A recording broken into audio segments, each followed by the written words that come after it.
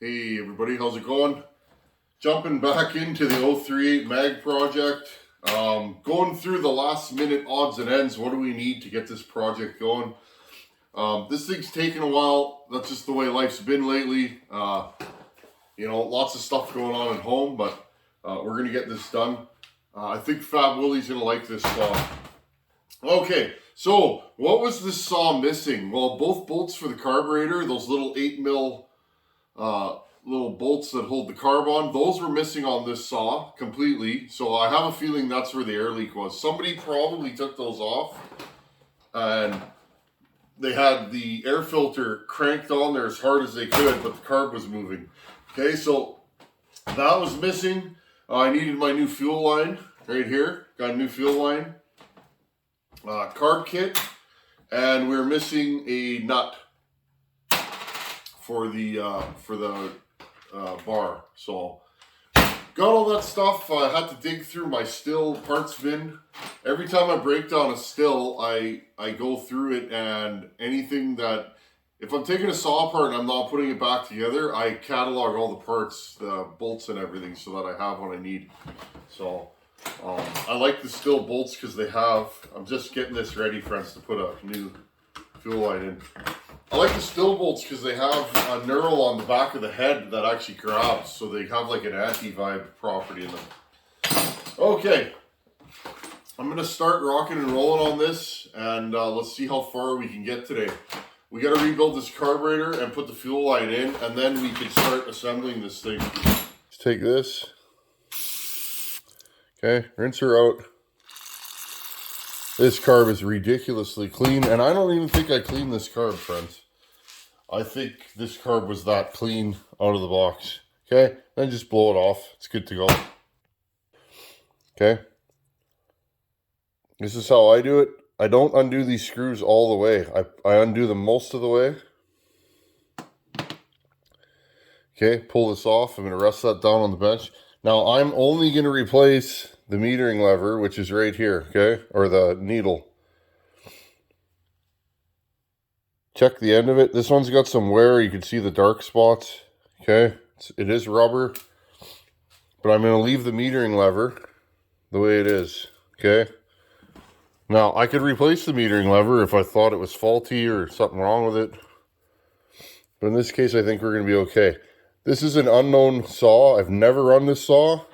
Just like most of the saws you see on the channel, it came to me blown up. And Fab Willie's never run this saw, so it's my buddy's saw.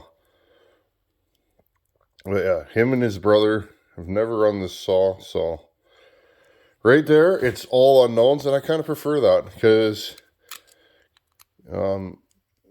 you tend to do cleaner, better work if you just go through the whole saw, right? If you don't know anything about the saw, you can be a better detective on why it blew up a lot of the times, okay? Okay, so it lets fuel in and out. See how it's pulling up on that? Okay, friends, now, I took this thing apart months ago. This right here slides in to here. I'm just trying to show you guys the ins and outs of these if you're working on one. Okay, this slides in. See, this slides into here. This is a little like breather for this saw. Okay, this right here goes into that. Okay, it's a little breather so that this diaphragm moves freely. Okay, so make sure it's facing the right way. In this case, it faces on an angle to the back. Okay. Okay, just like all carbs, well, all the carbs I've ever worked on this side, this is your metering side, okay, goes carb,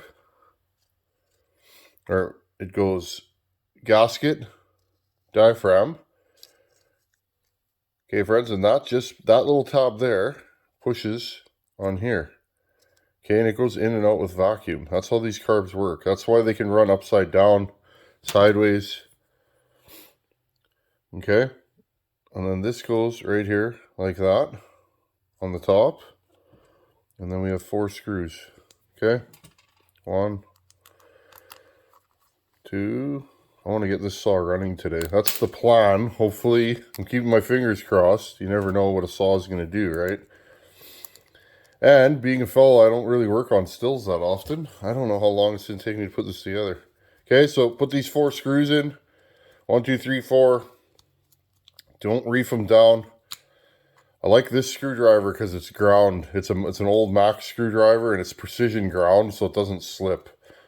So this is something you probably, if you don't have good screwdrivers, you should spend money on a good flathead screwdriver, because it's nice to get these snug without rounding them off, because they are, you know, they are tiny.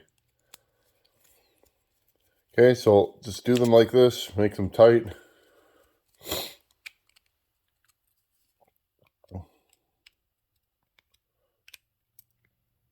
There you go.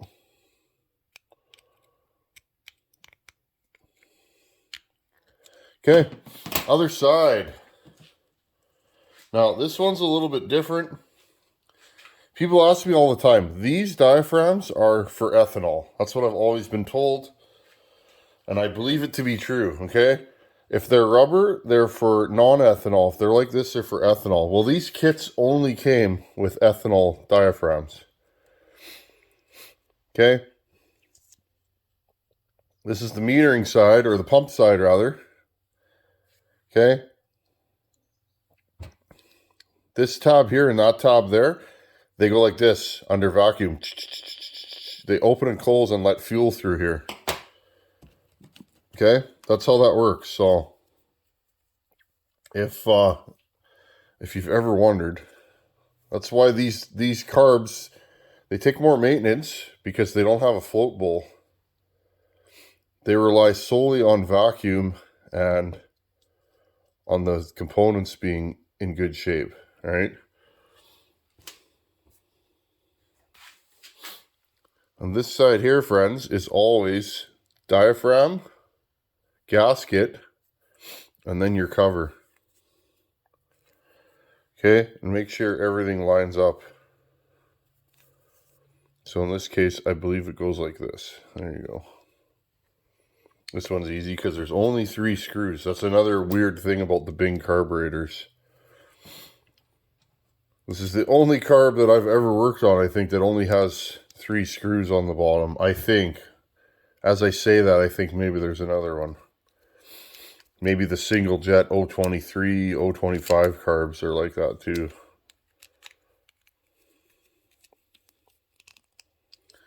Okay, friends. There we go. We have a rebuilt carburetor. This is something you want to do on any saw, but especially a ported saw. And we did port this. Just a nice, whatever you want to call it, a woods port. I don't even know what a woods port is to this day, but I think that's what I did to this saw. I don't know the terminologies, friends. I just work on saws. There you go. Okay, now I'm going to grab a fuel line, stuff this into here. You guys can see what I'm doing. Let's put the light back on. There we go. Okay, stuffing it through the hole. Feeding it through. This tank is horribly stained, but it's original. See a lot of original tank 038s around here. You guys can see the way it sits in there. Okay. And then, with any luck, we just push this through. And boom, we have a fuel line. Okay, so I got my pliers in there. I'm pulling with my pliers, and there we go, pushing with my fingers. Okay, there you go. There's the fuel line installed. Now, again, you can use forceps, whatever you want to use. Make sure, and I pre-did this because again, I don't work on these all the time. This isn't a saw or a chassis that I know by heart. Make sure that you can get at the fuel line before you install it. Okay, now I'll usually just use a pair of forceps. Put this fuel filter on. Make sure it's on there all the way. There we go. Boom. Okay. Make sure the fuel filter doesn't get caught. Okay, there's that done.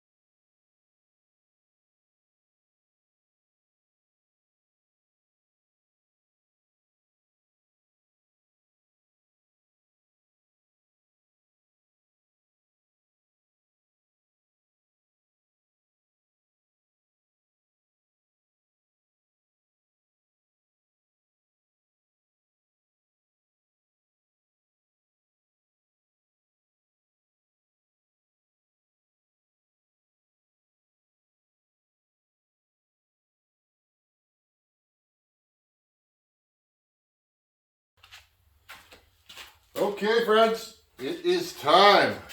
Just like every saw, hopefully you guys can see me here.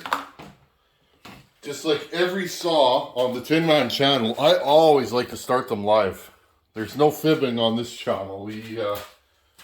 This is real life, the real deal, whatever you want to call it. Sometimes they start a couple pulls, sometimes they don't. Now, friends, if you build a saw and it doesn't start right away, sometimes that means you got an air leak, okay? Or you're gonna have a carburetor issue. Now, I don't know. This saw has never been running since it's been in my possession. It was never running in the owner's possession, so we don't know, right? This saw could have all kinds of issues that we didn't spot. Okay, friends. First thing I did is check my high and low screws. My low is 1 1/4. I put my high at about 1 1/4, 1 1/2. All we want to do right now is make sure this thing starts, okay? Make sure that the choke is working, all that kind of stuff, okay?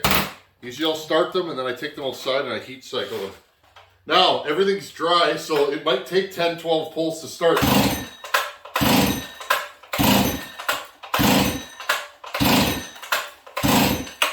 Interesting. Now, sometimes you gotta nurse them, friends, so right away, this thing doesn't start, okay? I'm gonna show you guys this in real time. Let's take this air filter off. Now, let's see, is this thing getting fuel, okay? Is it getting fuel, friends? No. So, right there, we know that the carburetor is not filled yet with fuel. So we can either pull it over 5, 6, 7, 8 more times, or we can prime it. Now, what I'm probably going to do, friends, is I'm just going to keep holding this thing over. It's, I think it is going to, I think it's going to fire, okay? But in the name of just seeing what's what with this saw, I figured I'd pull it over. Now, we can always give this a little more low jet, okay? I think it's going to fire in a couple more pulls is what I actually think. Okay?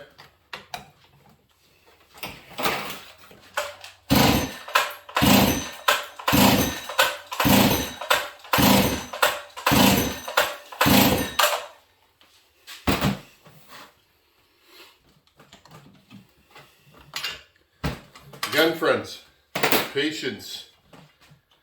I like working on 2 strokes because they take patience. Okay, well, we're not getting fuel at all. Okay, so what I'm going to do with this thing for the first fire, especially because I know that these saws are particular, okay, I'm going to give this thing a shock. I'm going to we'll give this thing a shot of fuel right into the mouth of the carburetor. That should get it going, okay? Just choke back together, or this air filter. Okay, now this saw should start. Now I don't know what this thing's gonna do, because this was never a running saw, right? Since I've had it. It never came to be running. It's never been run by the owner. We don't know, right? Okay, ready?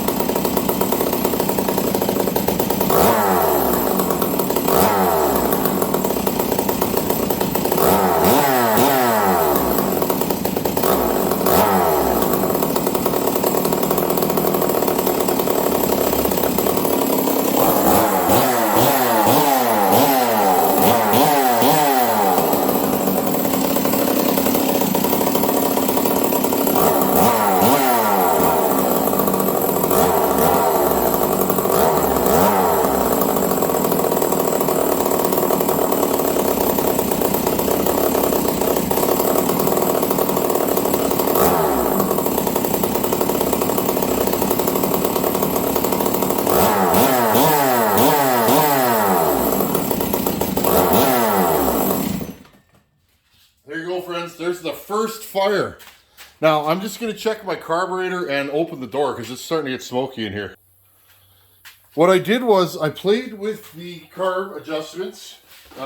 This thing needed a little more low jet. Now, friends, remember when I was talking about I wonder if this clutch is going to need to be rebuilt or replaced? Well, I'll show you guys. I put this thing back together on purpose. I knew the clutch was going to be no good, friends, but I just figured I want to show you guys, because if I just fix everything, what do you guys learn then, right?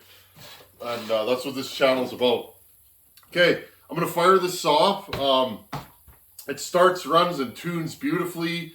The screwdriver, if a saw doesn't, if you could turn the jets a half turn, 3/4, and it doesn't adjust quickly, I'd be worried about an air leak or a carb issue. If your saw is lean when you put it together and you start tuning it, once it gets warm, say you go half turn, nothing happens, 3/4, and then it goes blah, blah, blah, and dies, you might have an air leak. What's happening is you're overcoming that air leak, that lean condition, until the point that it just suddenly goes. So, okay. So this saw is pig rich right now. I got it like turn and a half on the high jet. I always do that, friends. All I want at this point, I want it to start, tune, and idle. That's it. Now, I'm going to show you, this thing's idling kind of slow, and the clutch is engaged. When I put the chain brake on, it'll stall or slow the saw down. This is how you know I got a bad spring in there. Okay, the saw is warm. Fire it up.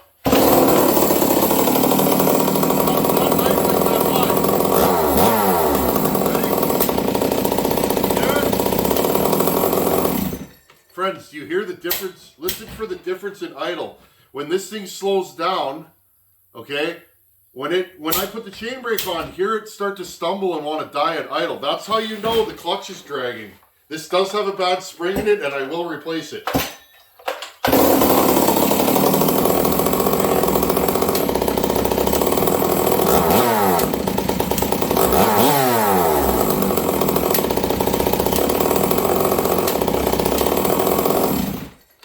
Okay, friends, so I found a clutch for this thing. I believe I have enough springs, so we'll rebuild this clutch.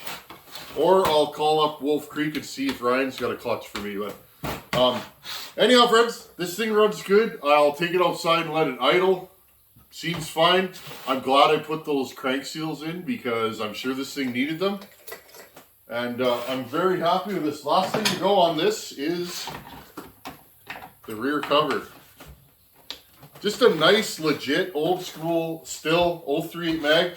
Now, friends, my first notes, and when we go bucking up all that firewood that Buckin dropped for us, I'm going to bring this because I really want to run this saw.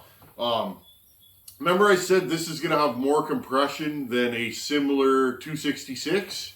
Well, this thing, now that I've burnt the initial oil off, and I've mentioned that before, friends, when you're porting, I see guys do it all the time. They got a fresh saw together, it's never been run, and they go, oh, this thing's a compression monster. Friends, that's the oil in the cylinder. When you oil it, putting it back together, that's all it is. You won't have max compression until 3, 4, 5 tanks, depending on your ring, you know, what kind of ring you have, whether you hone the cylinder or not, whether it's Nicosil, chrome. Okay, so, but friends, what I was saying to you guys is, look, listen to this thing pop already. Okay, that D combustion chamber versus the Hemi combustion chamber of a 272 is one of the reasons why these make more power. This saw will always have more compression, okay? Which, in my world, that's a great thing, because now I can turn this saw hotter. I can turn this saw up hotter, meaning running at a higher RPM, but not lower my torque curve so much that it falls on its face with a long bar, okay?